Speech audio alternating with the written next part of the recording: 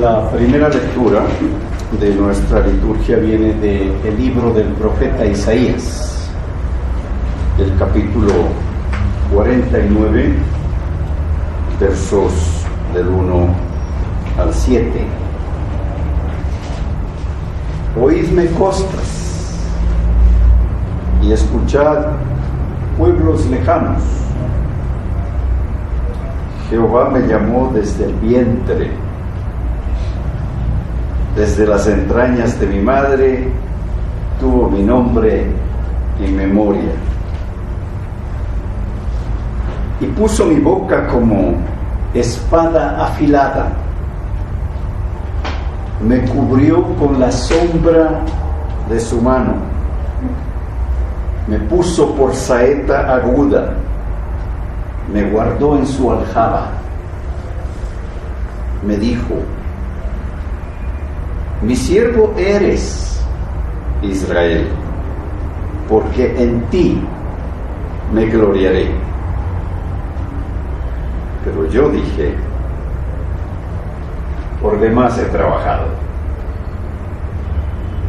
en vano y sin provecho he agotado mis fuerzas, pero mi causa está delante de Jehová y mi recompensa con mi Dios. Ahora pues, Jehová, el que me formó desde el vientre para ser su siervo, para hacer volver a él a Jacob y para congregarle a Israel, porque estimado seré en los ojos de Jehová, y el Dios mío será mi fuerza. Él dice: poco es para mí que solo seas mi siervo para levantar las tribus de Jacob y restaurar el resto de Israel. También te he dado por luz de las naciones, para que seas mi salvación hasta lo último de la tierra.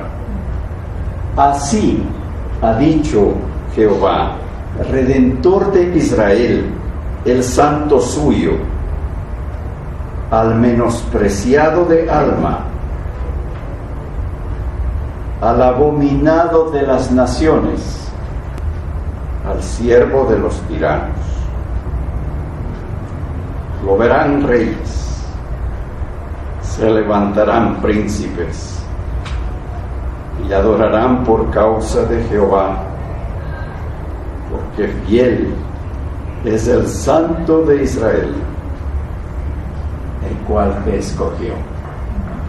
Esta es palabra de Dios. Te alabamos, Señor. La siguiente lectura es de Salmos, el número 40, del 1 al 11. Pacientemente esperé a Jehová, y se inclinó a mí, y oyó mi clamor. Y me hizo sacar del pozo de la desesperación, del lodo cenagoso. Puso mis pies sobre peña y enderezó mis pasos. Puso luego en mi boca cántico nuevo, alabanza a nuestro Dios. Verán esto muchos y temerán y confiarán en Jehová. Bienaventurado el hombre que puso en Jehová su confianza y no mira a los soberbios ni a los que se desvían tras la mentira.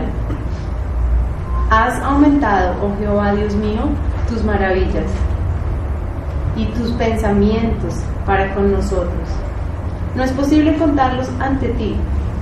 Si yo anunciare y hablare de ellos, no pueden ser enumerados. Sacrificio y ofrenda no te agrada. Has abierto mis oídos. Holocausto y expiación no has demandado. Entonces dije: he aquí vengo. En el rollo del libro está escrito de mí: el hacer tu voluntad, Dios mío, me ha agradado, y tu ley está en medio de mi corazón. He anunciado justicia en grande congregación. He aquí, no refrené mis labios. Jehová, tú lo sabes. No encubrí tu justicia dentro de mi corazón. He publicado tu fidelidad y tu salvación. No oculté tu misericordia y tu verdad en grande asamblea. Jehová, no retengas de mí tus misericordias. Tu misericordia y tu verdad me guarden siempre. Esta es palabra de Dios. Te alabamos, Señor. Buenas tardes, hermanos. Buenas tardes. Continuamos nuestras lecturas con la carta a los Corintios, capítulo 1, del verso 1 al 9. Pablo, elegido por designio de Dios para ser apóstol de Cristo Jesús, y el hermano Sóstenes a la iglesia de Dios reunida en Corinto. A ustedes que, consagrados por Cristo Jesús, han sido elegidos por Dios para ser su pueblo, junto con todos los que en cualquier lugar invocan el nombre de Jesucristo, Señor suyo y nuestro. Belleza. Que Dios nuestro Padre y Jesucristo el Señor les conceda gracia y paz. Doy gracias sin cesar a mi Dios por ustedes, ya que les ha otorgado su gracia mediante Jesucristo y los ha enriquecido sobremanera con toda clase de dones, tanto en lo que se refiere a conocer como al hablar. Y de tal manera se ha consolidado en ustedes el mensaje de Cristo, que de ningún don carecen mientras están a la espera de nuestro Señor Jesucristo se manifieste. Él será quien los mantenga firmes hasta el fin, para que nadie tenga de qué acusarlos el día de nuestro Señor Jesucristo. Dios, que los ha elegido para vivir en unión con su Hijo Jesucristo, es un Dios que cumple su palabra. Belleza. Esa es palabra del Señor. Te alabamos, Señor. Bueno, vamos a el libro de Juan, el Evangelio de San Juan, capítulo 1. Vamos a leer de los versículos 29 al 35. Al día siguiente, Juan vio a Jesús que venía hacia él y dijo: ahí está el Cordero de Dios que quita el pecado del mundo. Este es aquel de quien yo dije: después de mí viene un hombre que es antes de mí, tiene un rango más elevado que yo, porque era primero que yo. Yo no lo conocía, pero para que él fuera manifestado a Israel, por esto vine yo, bautizando en agua. Juan también dio testimonio diciendo: he visto al Espíritu que descendía del cielo como paloma y se posó sobre él. Yo no lo conocía, pero el que me envió a bautizar en agua me dijo: aquel sobre quien veas el Espíritu descender y posarse sobre él, este es el que bautiza en el Espíritu Santo. Y yo lo he visto y he dado testimonio de que este es Hijo de Dios. Al día siguiente, Juan estaba otra vez allí con 2 de sus discípulos, y vio que Jesús pasaba y dijo: ahí está el Cordero de Dios. Y los 2 discípulos le oyeron hablar y siguieron a Jesús. Jesús se volvió y, viendo que lo seguían, les dijo: ¿qué buscan? Y ellos le dijeron: Rabí, que traducido quiere decir maestro, ¿dónde te hospedas? Vengan y verán. Les dijo Jesús. Entonces fueron y vieron dónde se hospedaba y se quedaron con él aquel día, porque eran como las 4 de la tarde, la hora 10. Uno de los 2 que oyeron a Juan y siguieron a Jesús eran Andrés, hermano de Simón Pedro. Él encontró primero a su hermano Simón y le dijo: hemos hallado al Mesías, que traducido quiere decir Cristo. Entonces lo trajo a Jesús. Jesús, mirándolo, dijo: tú eres Simón, hijo de Juan, tú serás llamado Cefas, que quiere decir Pedro, tierra. Esta es palabra de Dios. Te alabamos, Señor.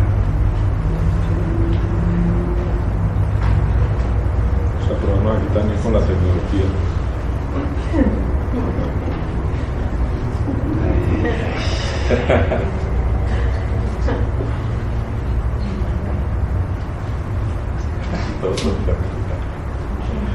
Bueno, qué alegría reunirnos nuevamente en este 2014. Es una bendición del Señor realmente estar acá en este lugar que, pues, yo diría es un regalo de Dios y generosidad de nuestros hermanos, como ya lo dijo José. Y así como estamos empezando un nuevo año en un nuevo lugar, son nuevos retos para todos nosotros, nuevos retos, nuevas expectativas de trabajo, pero con el respaldo del Señor. Hace 8 días estuvimos reunidos el grupo Sembrador, buscando, orando, planificando, comprometiéndonos por obediencia a continuar con nuestros llamados. Y en medio de esto el Señor nos dio un regalo a través de nuestro hermano Jorge Atiencia. Es una palabra del Salmo 29, todo el Salmo 29. La voz de Dios, que habla sobre la voz de Dios, y pensamos que la voz de Dios es la voz que se necesita para este tiempo. En medio de tantas voces que se escuchan y voces que seducen, la voz de Dios es la voz para este tiempo. Y me toca ponerme las gafas.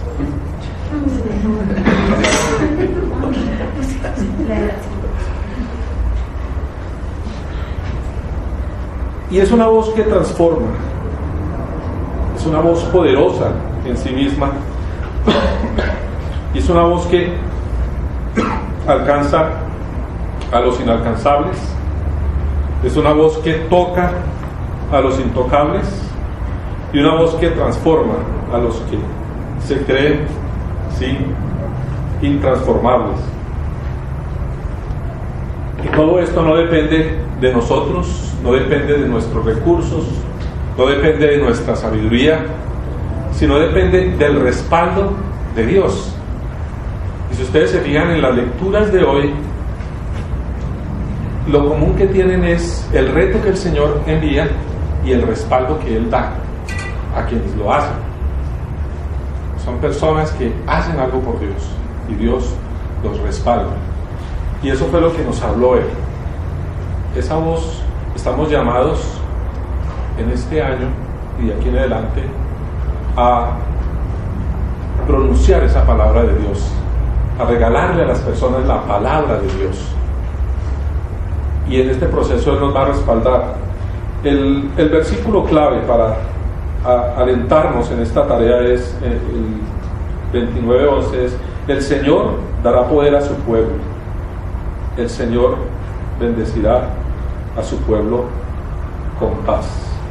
Así que no importa qué tan grandes seamos ni qué tan poderosos seamos, sino qué tan respaldados estemos y qué tanto nosotros le creamos a ese respaldo. Precisamente por este tiempo, con esto del movimiento Mira, que es una iglesia y un movimiento político al mismo tiempo, uno se da cuenta de la forma como usan la palabra de Dios y se empiezan a preguntar de dónde sacaron esta teología que están usando, supuestamente respaldando por la palabra de Dios.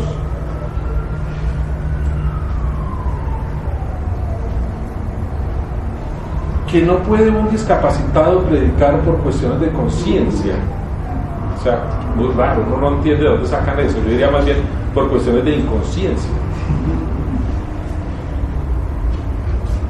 Y esas son las cosas que nosotros estamos viendo, porque no estamos permitiendo que la palabra de Dios nos llegue como es la palabra de Dios.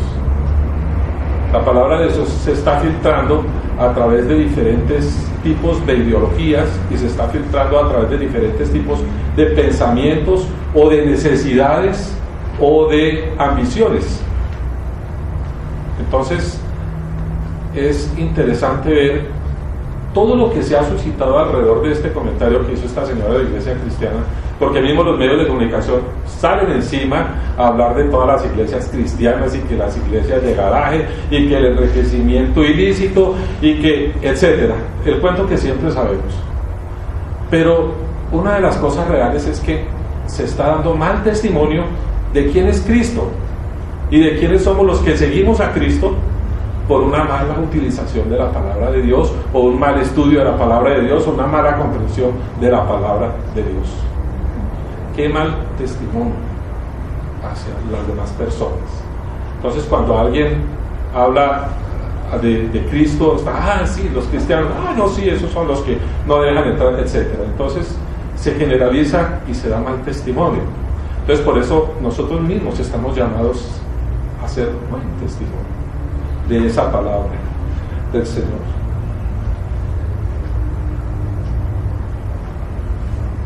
Estamos llamados a predicar al Cristo de la palabra, pero también estamos llamados a vivir el Cristo de la palabra, porque realmente son nuestras obras y son nuestros hechos y son nuestras acciones las que realmente van a testificar a las personas afuera. Como se dan cuenta, pueden que se predique muy bonito en la iglesia aquella de este problema, pero fíjate que lo que más ha pesado fueron esas palabras que se dijeron, y ahora siguen procesos judiciales de investigación contra enriquecimiento ilícito y una cantidad de cosas que no deberían ser, porque así no era nuestro Señor Jesucristo. Precisamente este es el tiempo de Epifanía, es el tiempo, según dijo, como lo dijo José, es el tiempo de manifestación. El diccionario dice, bueno, significa varias cosas. Es una manifestación o percepción de un ser divino, es captar intuitivamente una realidad que a la vez es sencilla y deslumbrante. Pero para nosotros Epifanía es mucho más que la celebración del 6 de enero.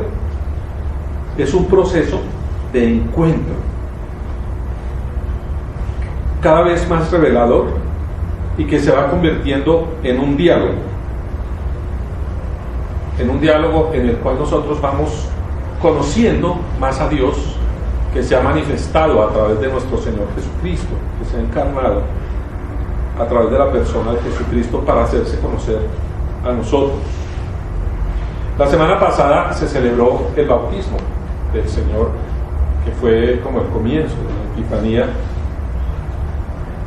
y con este evento empieza esa especie de diálogo entre lo que es el ser humano, la humanidad que es pecadora, y Dios a través de Jesús, que es la encarnación del amor de Dios.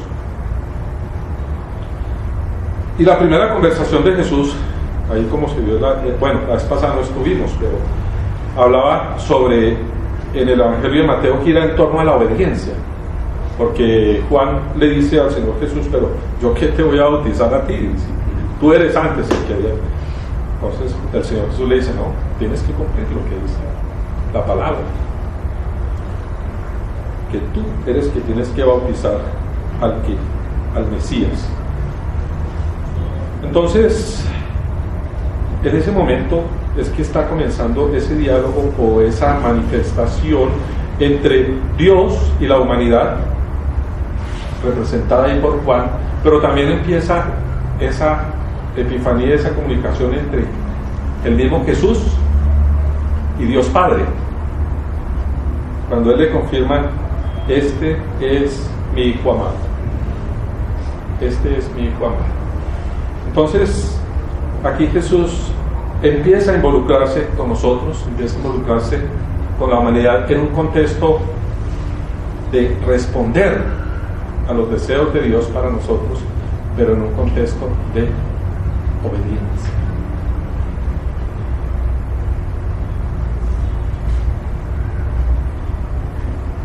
La primera parte, que yo le llamo el reconocimiento de esta porción del Evangelio, que nos presenta hoy Juan, nos presenta a Juan el Bautista dando testimonio de Jesús mismo. Según su experiencia, Juan ve a Jesús como el Cordero de Dios que quita el pecado del mundo. El Cordero de Dios que quita el pecado del mundo. Jesús es el elegido de Dios para redimir al mundo, iniciando una obra de salvación con el poder del Espíritu Santo. Ahora es interesante el Cordero de Dios. Yo creo que si de pronto, no sé si Juan estaba muy consciente de lo que iba a pasar, pero ya prácticamente con esa palabra, con ese reconocimiento de Jesús como el Cordero de Dios, ya le estaba diciendo lo que le iba a pasar. Vamos a mirar por qué. Miremos el contexto de qué es el Cordero de Dios.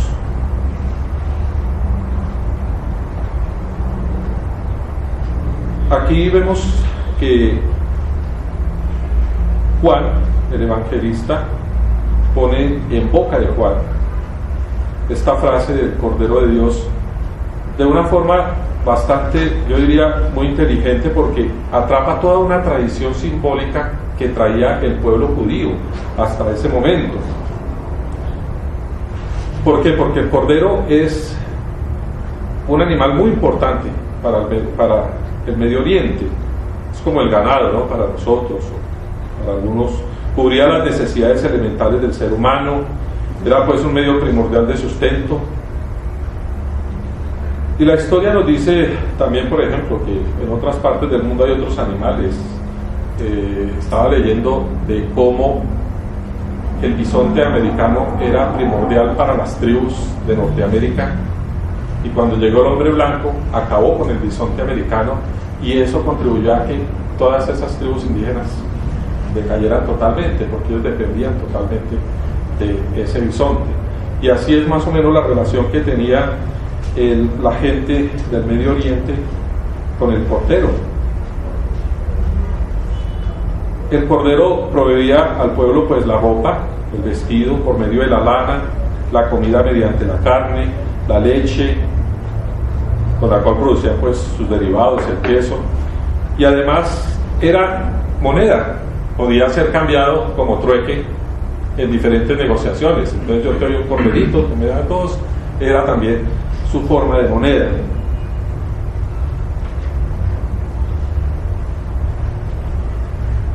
Pero además del valor material que tenía en sí este cordero para el pueblo judío, también empezó a tener un valor simbólico muy importante. En el Antiguo Testamento el cordero tuvo un significado especial cuando fue usado como ofrenda agradable a Dios por parte de Abel, hermano de Caín, y el cordero fue una ofrenda que Abraham utilizó en sustitución del sacrificio de Isaac, su hijo, que fue muy bien aceptada por Dios. Y el cordero también se estableció como un animal propio para la propiciación, para el sacrificio y de la liberación del pueblo de Israel. Cuando Dios decidió liberar a su pueblo de los egipcios, Él ordenó a los hebreos que inmolar un corderito por cada familia, que fuera sin mancha, un macho de 1 año, comerlo al anochecer y marcar con su sangre el dintel de la puerta, y gracias a este signo el ángel exterminador los perdonaría cuando viniera a herir de muerte a los primogénitos de Egipcio. Así que se puede entender que el Cordero de Dios tenía un gran significado para el pueblo egipcio en ese momento, porque gracias a esa sangre del Cordero Pascual los hebreos fueron rescatados de la esclavitud de Egipto. Así que cuando Juan estaba reconociendo a Jesús como el Cordero de Dios, ya le estaba dando una significación bien importante, porque a través de él era que no solamente el pueblo de Israel, sino que toda la humanidad iban a ser librados del castigo, ¿sí? Iban a ser librados del castigo. ¿Y quién podría ser ese? precisamente era Jesús, el Cordero que se lleva al matadero, como lo dice Jeremías, como oveja muda, no abrió la boca. Y ahí es donde se subraya que realmente a través de Jesucristo todos nosotros íbamos a ser salvados. Dice Juan: yo no le conocí, mas el que me envió a bautizar con agua, aquel me dijo: sobre quien viere descender el Espíritu Santo y que permanece en él, este es el que bautiza con el Espíritu Santo. Y yo le vi y he dado testimonio de que este es el Hijo de Dios. Así que Juan reconoció quién era Cristo y testificó de él. Reconoció quién era Cristo y testificó de él. Le testificó de él a sus mismos discípulos, a discípulos que estaban siguiendo hasta ese momento al mismo Juan. Y precisamente esa es la otra parte, es el encuentro. Juan el Bautista, desde el principio de su ministerio, venía insistiendo en su tarea de anunciar al verdadero Mesías, y fue fiel a su llamado, y tanto pues habló a las personas que despertó la curiosidad en sus mismos discípulos, como fue Andrés y Simón. Y el Evangelio de hoy nos habla del primer encuentro entre Jesús y estos dos hombres, que fueron sus primeros discípulos. Aún Jesús no era la persona que levantaba esas controversias como las que levantó después. Ni siquiera había hecho nada para darse a conocer, pero sin embargo ya él, a través del testimonio que estaba dando Juan el Bautista, despertó ese interés de ser conocido. Va caminando Jesús enfocado ya en su destino. Yo creo que él quedó pensando cuando le dijo: él es el Cordero de Dios. Él ya quedó pensando en el significado de lo que era ser el Cordero de Dios. Era un título muy halagüeño, ¿no? Y ve que estas dos personas se vienen detrás siguiéndolo, ¿no? Y ¿qué buscan? ¿Qué quieren? ¿Sabes? Yo lo veía un poco agresivo, porque uno, si fuera uno aquí, un colombiano, un latino, diría: hola, ¿cómo está? ¿En qué puedo servirles? ¿En qué es cierto? No, él les dice: ¿qué buscan? Es directo. ¿Qué buscan? Así he titulado esta predicación. Y esa es una palabra muy importante: ¿qué buscan? Y la palabra de ellos, lo que le contestan a ellos es: ¿en dónde te estás quedando? ¿En dónde te estás hospedando?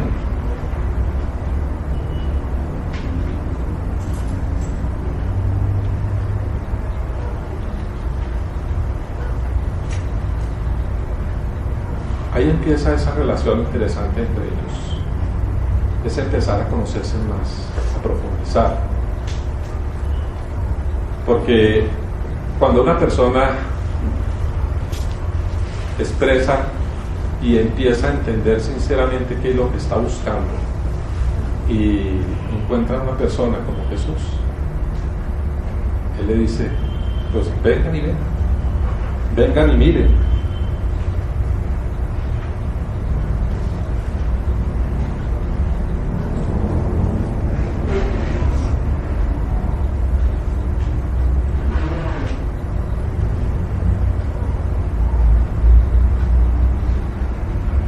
¿Qué buscas?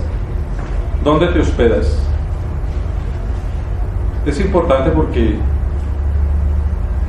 nosotros vemos que ellos desean conocer algo más del Señor Jesús. Desean conocer quién es esta persona de la cual está hablando Juan el Bautista. Y yo creo que hasta ese momento la relación de los hombres con Dios era una relación un poco distante, era una relación de temor, era una relación yo diría de mucho respeto, pero también de mucho temor, y Dios se veía por allá muy lejano y la humanidad por aquí como muy pequeñita. Y cuando ellos se encuentran con Jesús y les dice que buscan, ¿sí? Ellos entablan esa conversación, esa relación, ahí comienza a establecerse una relación diferente entre Dios y el hombre. Es una relación más de cercanía, una relación más de amor, una relación más de amistad. Uno puede imaginarse, dice, porque ellos se fueron y estuvieron hablando toda esa tarde. Pasaron la tarde juntos, hablando, conversando. Me imagino que el Señor Jesús empezó a contarles sobre lo que era para él el pensamiento sobre el reino de Dios. Y como decir, a ellos ya se volvieron sus mejores nuevos amigos. Y todo porque ellos decidieron aceptar el reto de ir detrás de Jesús. Fíjense, cuando él les pregunta, ¿y ustedes dónde viven? El Señor Jesús no les dio la dirección. No les dijo, no, yo vivo en tal parte, allá cáigame. Así como hacemos nosotros. Él dijo, no, síganme. Vengan y vean. ¿Cierto? Vengan y miren. Síganme. Vengan a ver. ¿Qué buscan? Vengan a ver. Es una pregunta y un reto. Es la forma que tomó la evangelización a lo largo de la historia de la iglesia. Una pregunta y un reto. ¿Y qué buscan? Es una pregunta trascendente. Y yo creo que hoy en día cobra trascendencia porque a través de la historia el hombre siempre ha buscado algo. Y yo estuve en una época donde nosotros buscábamos igualdad, buscábamos, pero hoy en día parece ser que la gente realmente no sabe qué buscan. Buscan, pero no saben qué buscan. Y eso es muy importante, porque cuando uno busca algo, es un nivel de responsabilidad personal enorme. Porque si nos detenemos a examinar lo que nosotros andamos buscando en la vida,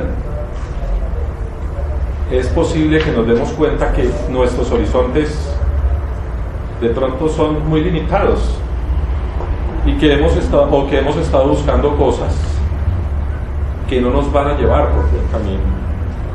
Así que saber lo que buscamos es conocernos a nosotros mismos. Yo diría que con un nivel de honestidad a veces difícil de enfrentar. A lo mejor hemos pasado una buena parte de nuestras vidas buscando respuestas fáciles, relaciones superficiales, pero al confesar abiertamente lo que hemos estado buscando, tal vez podamos oír la voz de Dios, que muy pasito dice que Él quiere más para nosotros de lo que nosotros mismos estamos pidiendo o de lo que nosotros mismos estamos queriendo para nosotros mismos. Porque el buscar hoy en día se ha convertido también como en un producto de fábrica. Y todos parece que buscan lo mismo.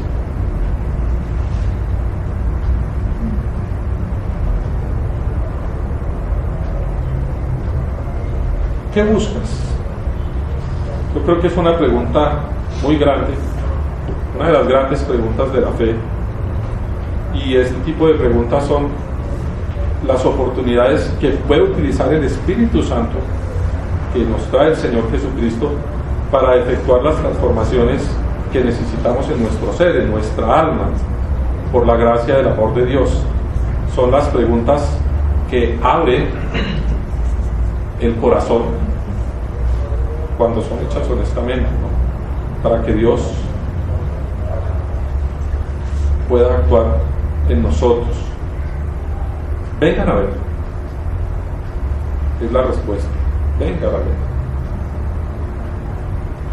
A lo mejor el lugar donde se sentaron a conversar, pues no era un lugar fino, no era un lugar con una sala muy bonita. Yo puedo imaginarme que el Señor Jesús dice que Él no tuvo un lugar, decía, no tenía ni dónde caerse muerto, ¿cierto? No tenía un lugar fijo donde porque era muy itinerante, pero lo importante no era el sitio donde estaba, ni dónde se quedaba, ni dónde dormía, sino la conversación y la relación que ellos tres empezaron a tener ahí. Y es que el Señor Jesús fue así, ¿no? Él fue de lugar en lugar, iba a los lugares más empinados, pero también iba a los lugares más humildes, a los lugares donde estaban los cojos, donde estaban los discapacitados. Él iba a buscarles. Él iba al lugar donde estaban también los más poderosos. El Señor no tenía acepción de personas.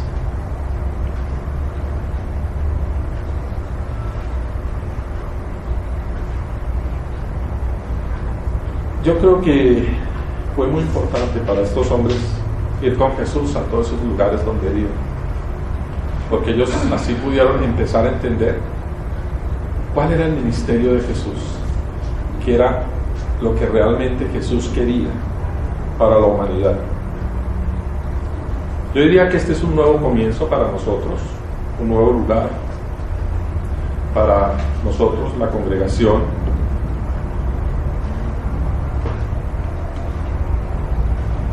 Y así como Andrés y Simón, que salieron a buscar al Cristo, al Mesías, y lo encontraron en Jesús, pasaron una tarde magnífica hablando con Él, nosotros también en este tiempo y en este lugar podemos encontrarnos con el Jesús, pero con el Jesús de la Biblia, no con el Jesús tergiversado. Podemos encontrarnos con el Jesús que presentó Juan el Bautista, que dio a conocer Juan el Bautista, el Cordero de Dios que quita el pecado del mundo. Ese es nuestro reto, encontrarnos con el Jesús que es, para seguirle, para que también otras personas puedan tener ese encuentro con ese Jesús y seguirle, pero con el Jesús que es, con el Jesús verdadero, no con el Jesús que atiende a nuestros propios intereses, o no con el Jesús que atiende a los intereses, no sé, de grupos, de partidos políticos. Tenemos una buena noticia para aquellas personas que buscan. Así que podemos decirles, ¿qué buscan? ¿Qué buscan? Vengan a ver, vengan a ver. Tenemos que mostrarles a ellos. Y este proceso pues no es sencillo, ¿no? Somos una manada pequeña, pero la palabra que el Señor nos ha dado es una palabra de respaldo, una palabra de respaldo, ¿cierto? Recuerden ese versículo que es muy importante del Salmo 29, el versículo 11. El Señor dará poder a su pueblo. El Señor bendecirá a su pueblo con paz. Así que para nosotros este es el tiempo, es el llamado, es el tiempo de empezar a proclamar al verdadero Jesús, al Jesús que presentó Juan, al Jesús que conoció Simón y Pedro, a ese Jesús que nos responde. Esta es palabra de Dios. Te alabamos, Señor.